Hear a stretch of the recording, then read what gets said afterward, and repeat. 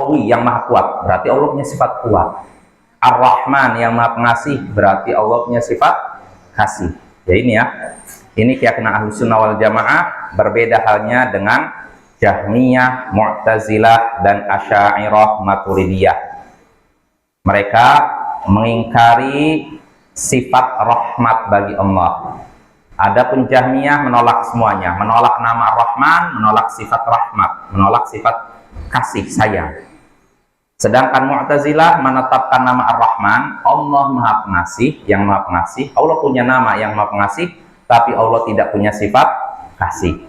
Ini Mu'tazilah. Sedangkan Asy'ariyah dan Maturidiyah, mereka menyatakan Allah punya nama Ar-Rahman yang maha pengasih, dan Allah juga punya sifat di sini rahmah. Rahmah di sini tapi bukan berarti sifat sayang, tapi maksudnya Allah hendak membalas kebaikan. Mereka menolak sifat sayang bagi Allah. Dengan alasan apa? Sifat sayang ini sifat lemah. Si ibu menyayangi anaknya, berarti ada unsur kelemahan, dan ini tidak mungkin pada Allah. Akhirnya apa? Mereka menolak sifat ini dari Allah, padahal disebutkan dalam Al-Quran dan As-Sunnah. Ya tentu saja pendapat mereka batil. Kita katakan Allah punya sifat rahmat, kasih sayang, tapi sifat tersebut tidak sama dengan sifat manusia. Allah sayang, manusia sayang, tapi sayangnya Allah beda dengan sayang manusia. Kasih sayang Allah kepada kita lebih besar daripada kasih sayang ibu kita kepada kita. Sebagaimana disebutkan dalam hadis Sahih Bukhari, ya, ketika Nabi SAW menyaksikan seorang ibu yang kehilangan anaknya seusai perang Hawazin. Cari-cari, karena namanya perang kan, ayahnya meninggal, ibunya kabur, anaknya ketinggalan. Dicari-cari, mana anak saya, diangkat satu-satu nggak ada. Sampai akhirnya berhasil menemukan anaknya, langsung didekap, langsung susui.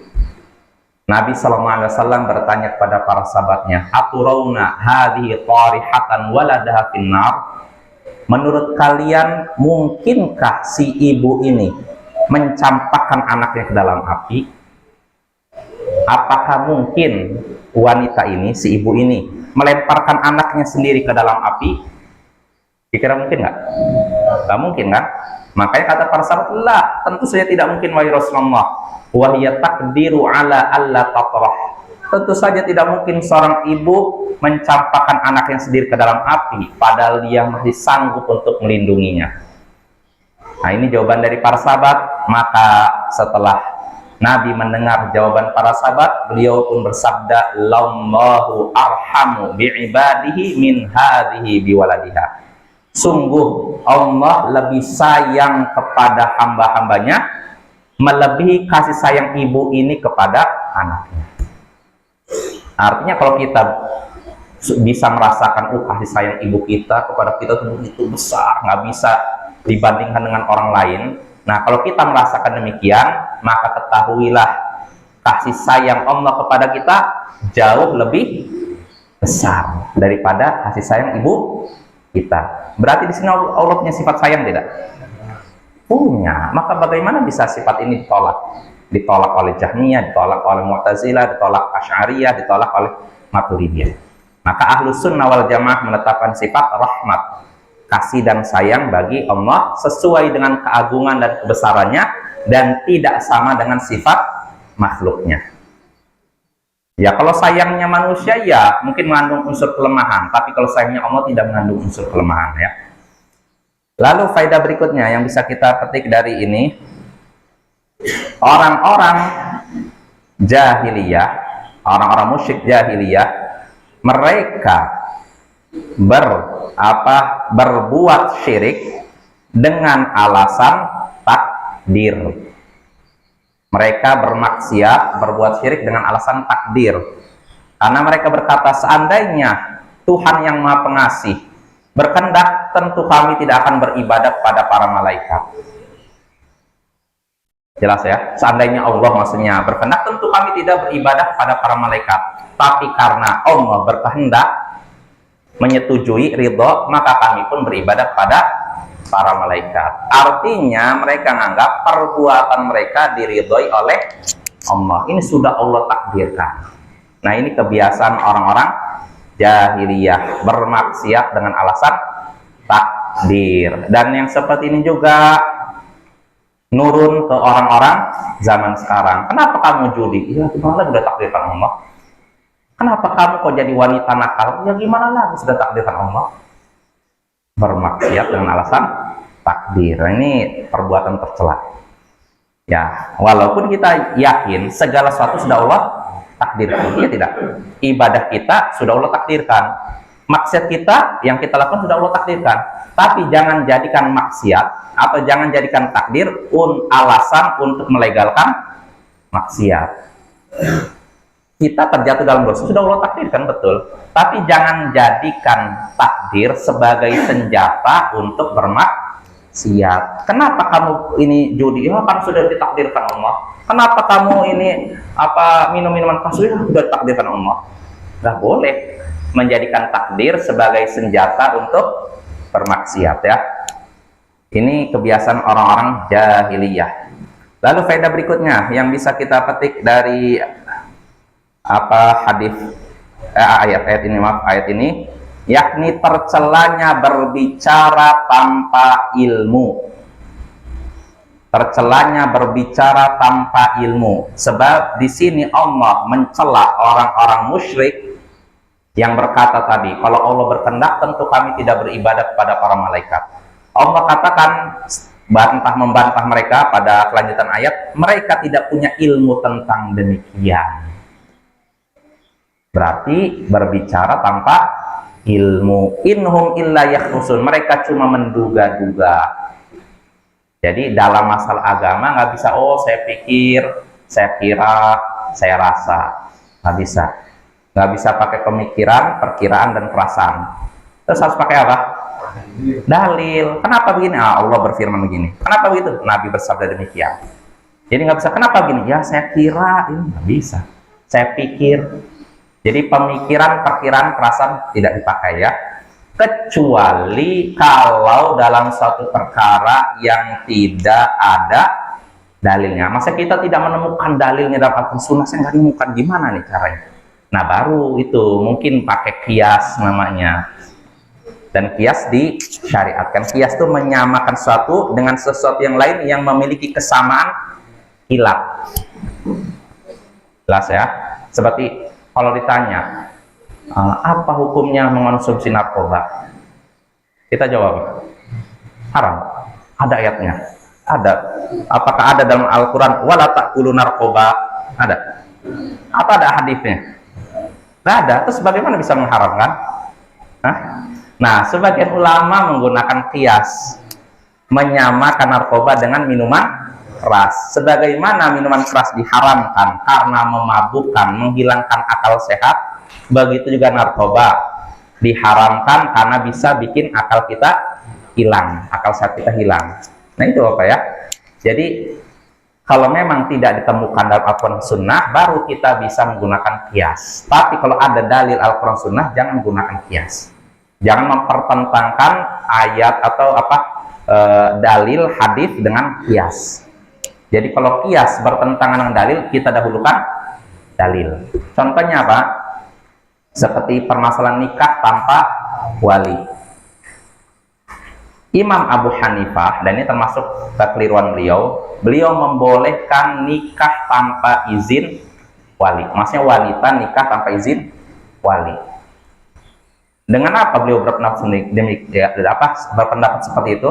Kias. Beliau menggunakan kias, analogi.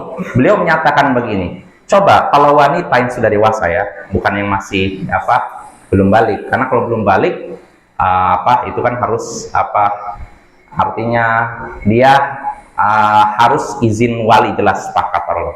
Nah, terus bagaimana dengan wanita yang sudah balik? Wanita balik, sudah balik, kalau jual beli, apakah harus izin wali? Perlu izin wali. Di sini kan banyak wanita yang udah pada balik kan, bahkan udah lanjut usia. Apakah kalau mau beli sesuatu ke pasar izin dulu ke wali? Perlu nggak? Tidak perlu, kan? Nah, kata Imam Abu Hanifah, sebagaimana wanita melakukan jual beli sah tanpa izin wali, begitu juga nikah. Jadi di sini Imam Abu Hanifah menggunakan apa? Qiyas. Nah, ini sebenarnya bisa kita pegang, bisa kita ikuti pendapat ini seandainya tidak ada hadis yang berbunyi la nikaha illa biwali. Tidak ada nikah kecuali dengan wali, dengan izin wali. Seandainya tidak ada hadis ini, kita ngikut pendapat Abu Hanifah. Saya ikut pendapat Abu Hanifah, Bapak ya. Kalau nggak ada hadis tadi itu yang tidak ada nikah kecuali dengan izin wali, saya mungkin ikut pendapat Abu Hanifah. Menyatakan wanita boleh nikah tanpa izin wali. Cuma yang jadi masalah ada hadis yang jelas menyebutkan harus izin wali, maka kias nggak dipakai kalau sudah ada dalil. Ada istilah para ulama la qiyas ma'an nas, tidak boleh ada kias kalau ada nas itu Al-Quran atau hadis. Artinya tidak boleh menggunakan kias kalau bertentangan dengan dalil gitu loh maksudnya. Tapi kalau tidak bertentangan dengan dalil, ya nggak masalah, itu kias yang sah. Jadi demikian ya. Jadi haramnya berbicara tanpa ilmu ya. Dalam masalah agama kita harus berbicara dengan ilmu. Kalau dalam masalah dunia harus dengan ilmu, atau boleh kita saya kira ilmu juga. Jadi contoh saya kan ngobati seorang harus punya ilmu. Kalau saya sembarangan datang orang saya sakit ini, kayak sebenarnya kamu harus diamputasi kaki kamu atau perlu diamputasi tangan kamu. Saya nggak ngerti pengobatan dan nyuruh amputasi. Bisa seperti ini? Nggak bisa ya. Bahkan sebutkan dalam hadis riwayat Sunan Tirmidzi, man tatabbaba wa lam yu'lam minhu tib fahuwa dhamin. Siapa yang mengobati padahal dia tidak diketahui bisa mengobati, tidak punya ilmu tentang pengobatan, maka dia bertanggung jawab. Siapa yang mengobati padahal tidak diketahui pada dirinya pengetahuan tentang pengobatan, artinya dia bukan seorang dokter, dia nggak pernah belajar pengobatan, tapi ngobati orang, maka dia bertanggung jawab. Bertanggung jawab apa? Kalau ada kerusakan, misalkan tadi pengobatan apa, udah kamu harus disayat ini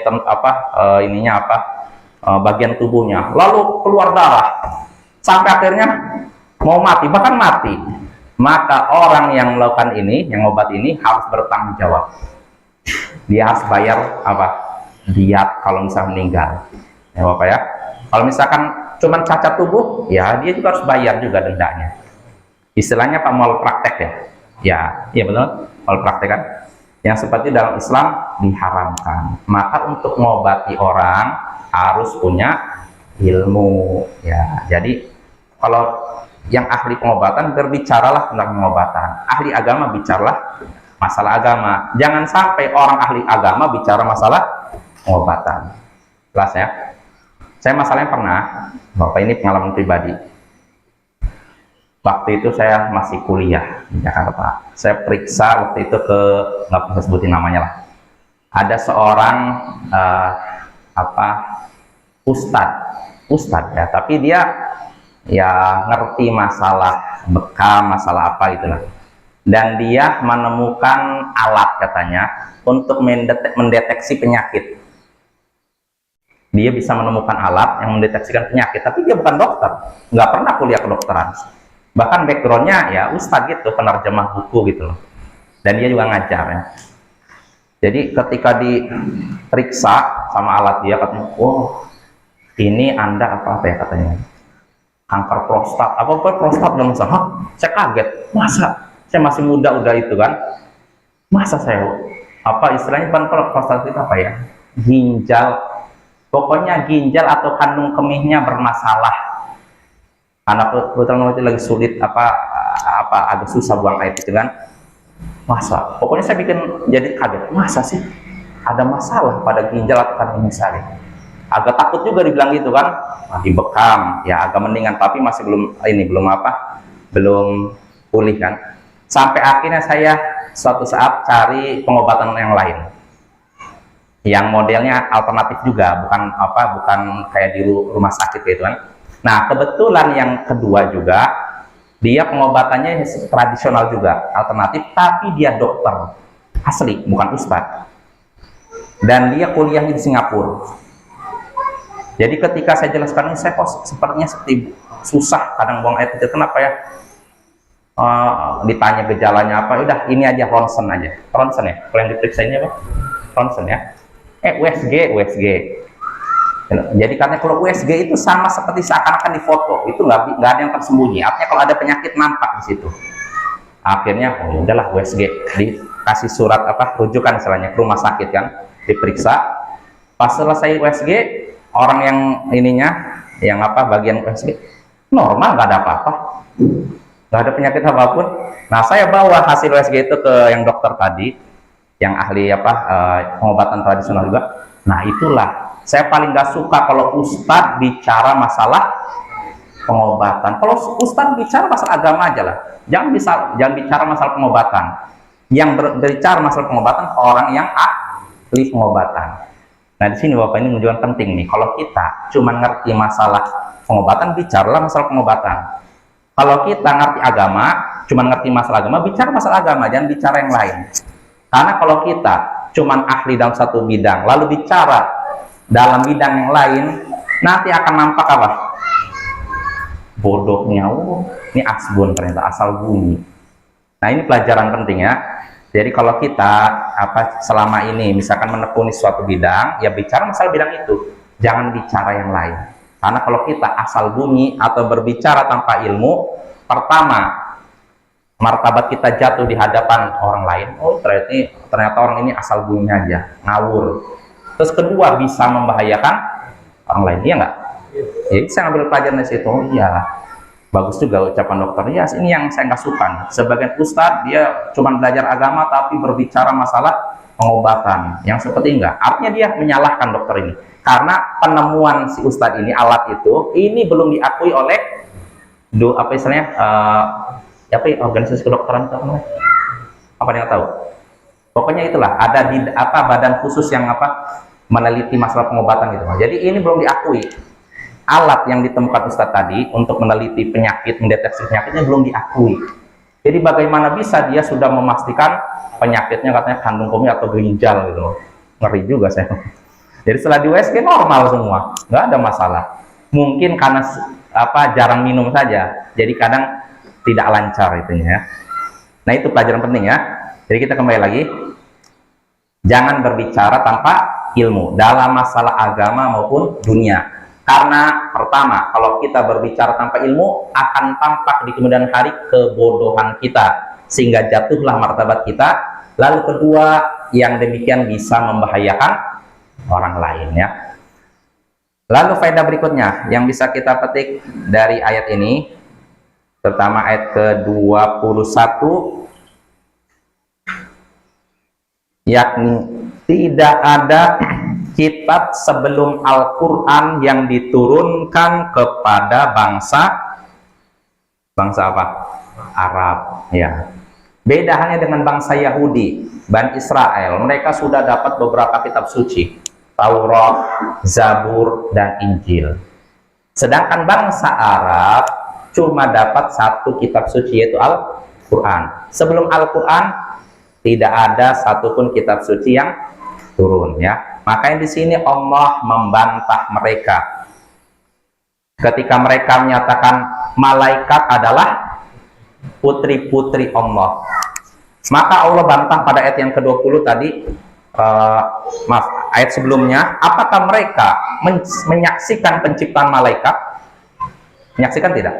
Tidak. Bagaimana bisa mereka menyatakan malaikat adalah putri-putri Allah ya. Lalu Allah mengancam pernyataan mereka, kesaksian mereka akan dicatat lalu dipertanggungjawabkan. Lalu pada ayat yang terakhir Allah memberikan bantahan lagi. Apakah kami pernah memberikan kitab sebelum Al-Quran kepada mereka? Nah ini kan bantahan. Mereka menyatakan para malaikat adalah putri Allah. Mana dalilnya? Apakah ada kitab suci sebelum Al-Quran yang mengabarkan kepada kalian bahwa para malaikat adalah putri-putri Allah?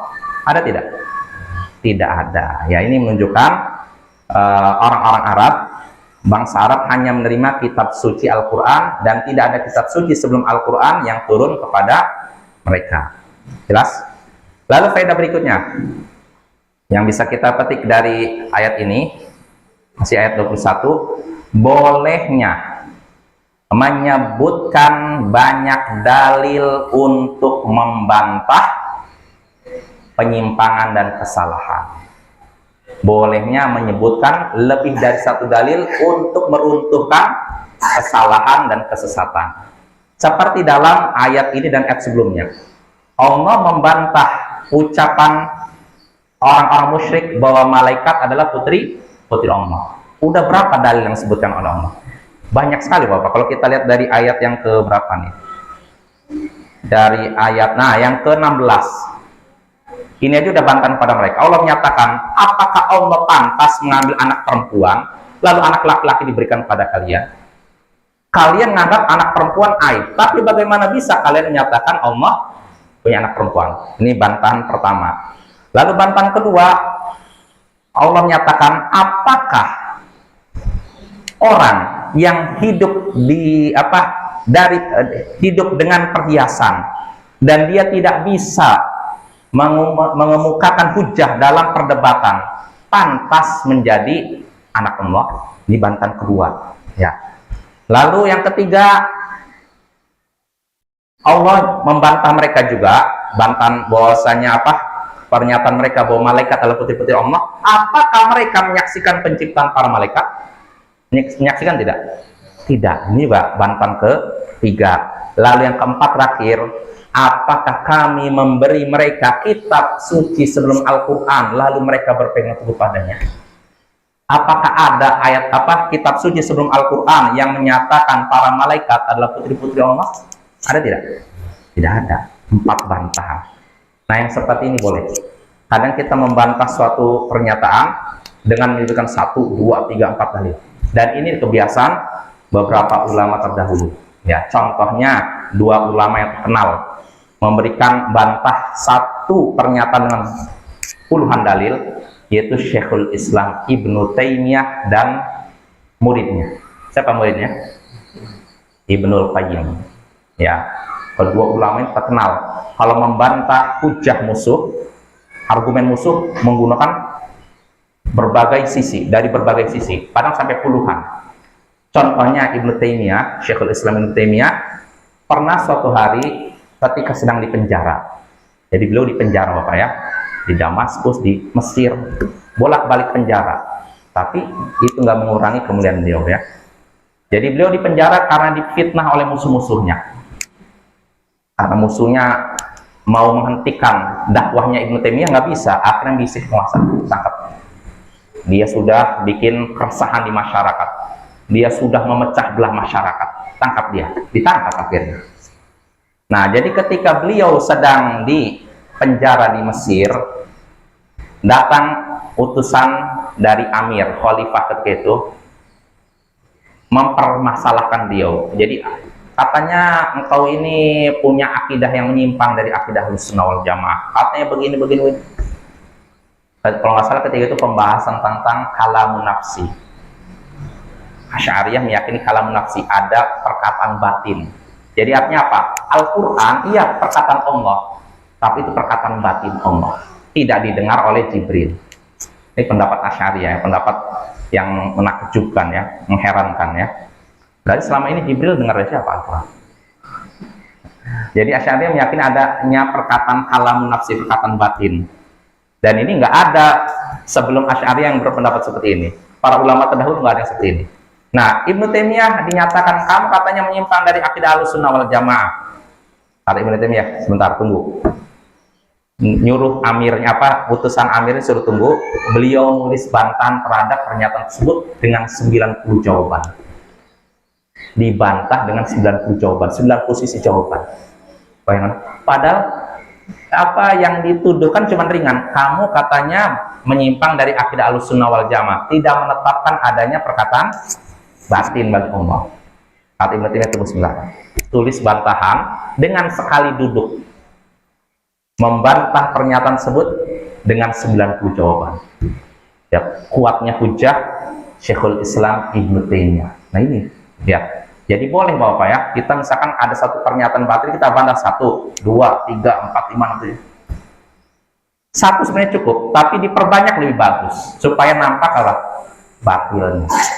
Jelas ya? Ini Ibnu Taimiyah. Dan Ibnu Taimiyah juga termasuk memang ulama yang cerdas ya. Kalau kita tahu Aqidah Al-Wasithiyah, ini karya Syekhul Islam Ibnu Taimiyah, ini ditulis juga dengan sekali duduk. Apa maksud sekali duduk tuh? Atau jangan nggak jelas. Sekali duduk katanya gini, ditulis, enggak, saya tulis jalan-jalan dulu kemana, balik lagi, enggak, sekali duduk. Jadi ada utusan dari daerah Wasit bertanya kepada Ibnu Taimiyah, ini kami ingin bertanya kepada Anda tentang akidah Ahlussunnah wal Jamaah, tentang nama dan sifat Allah seperti apa sih? Maka Ibnu Taimiyah langsung membacakan. Jadi beliau bukan nulis, beliau mengimla. Imla itu dibaca lalu dicatat oleh orang dari Wasit ini. Jadi beliau bacakan itu sekali duduk antara asar dan maghrib. Isinya ayat-ayat, hadis-hadis. Luar biasa itu Bapak. Itu dari hafalan beliau. Beliau nggak bawa buku. Luar biasa kan? Sama seperti yang tadi, yang setisnya membantah dengan 90 jawaban. Beliau di penjara. Kalau di penjara sempat bawa buku. Enggak, tapi luar biasa itu. Beliau bisa membantah itu dari 90 sisi ya. Nah, inilah para ulama ya. Keilmuan mereka apa? Kokoh ya. Benar-benar apa? Menancap ya. Jadi kadang mereka untuk membantah, menulis, kadang tanpa bawa buku udah bisa. Karena ilmu udah di kepala. Karena al-ilmu fis sudur la fis sutur. Ada ungkapan gitu. Ilmu itu di dada, bukan di sini. Apa ya?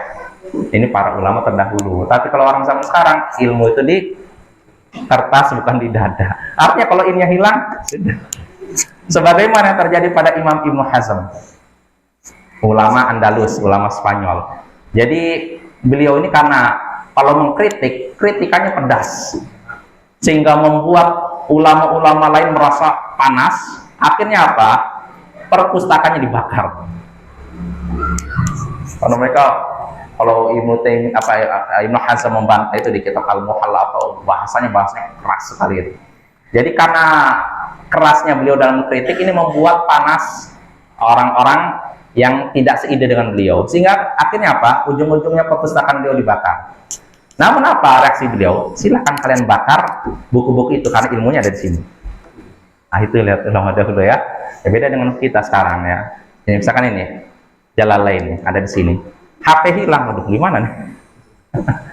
Ini kualitas zaman sekarang Bapak ya. Ya kita mohon pada Allah agar ilmu terjaga ya. Ya minimal kalaupun tidak di dada ini masih terjaga Bapak ya.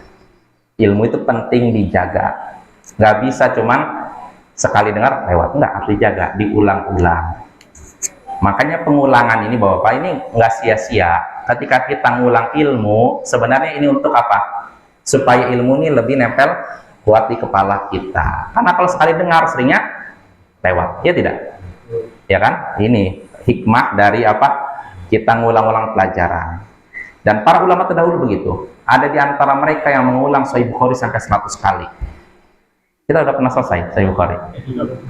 Baru seperempat juga nggak nyampe kita ya. Ini sampai 100 kali. Ada Imam Al-Muzani kalau nggak salah mengulang kitab Ar-Risalah Syafi'i sampai 500 kali. 500 kali. Ya, kita belum ada apa-apanya. Makanya ngulang-ngulang. Jangan jenuh ya. Kita ngulang-ngulang. Nggak ada sia-sianya. Dan memang juga Bapak ya. Ini sekilas info ya. Ibaratnya ketika kita mendengar dari guru suatu penjelasan yang sering kita ulang, kita anggap itu seakan-akan baru pertama kali dengar. Itu diantar adabnya. Jadi ketika ini guru ini udah sering ngulang, kayaknya udah 100 kali ngomong itu terus, maka tetap kita sebagai murid seakan-akan baru pertama kali dengar, walaupun sudah 100 kali diulang. Ini salah satu adab dalam bermajelis ilmu seperti itu. Nggak apa-apa, insya Allah berkah. Dengan diulang-ulang ilmu berkah nempel kita ya. Ya itu ya. Lalu faedah berikutnya yang bisa kita petik dari ayat yang ke-22 sekarang, tercelanya taklid.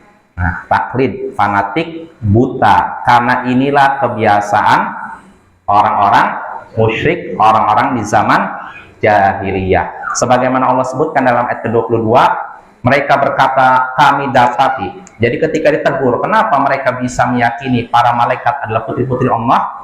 Mereka berkata, kami dapati leluhur kami seperti itu. Dan kami cuma ikut mereka. Jadi akalnya tidak dipakai. Nah, kita jangan seperti itu. Kita harus kritis kepada siapapun, mau kepada leluhur kita, dan termasuk dosa-dosa kita. Nggak ada manusia yang bebas dari kesalahan, Bapak ya. Siapapun itu, termasuk ulama kita. Maka jangan kita taklid, fanatik buta kepada siapapun. Jadi kalau ada ulama, ustadz, buya atau apapun menyampaikan dalil, menyampaikan pendapat, kita harus kritis. Ini ada tidak sandarannya, ada tidak dalilnya. Kalau ada, ikut, nggak masalah. Tapi kalau tidak ada, jangan ikuti. Jelas? Ini ya, ini sikap kita kepada siapapun yang menyampaikan ilmu agama. Ya, selesai kita dari ayat ke-19 sampai 22. Berarti pada pertemuan berikutnya kita masuk ayat yang ke-23 ya. Ya, mungkin sini saja. Insyaallah pada pertemuan berikutnya kita masuk ayat 23. Ini masih ada hubungannya dengan ayat sebelumnya ya. Artinya apa? Masih menyinggung alasan orang musyrik menyembah para malaikat, yakni taklid, ikut apa? Leluhur mereka ya. Ya, mungkin sampai sini dulu. Wassallallahu ala nabiyyina Muhammadin wa ala alihi wa sahbihi ajma'in. Wa akhiru da'wana anil hamdulillahi rabbil alamin. Assalamualaikum warahmatullahi wabarakatuh.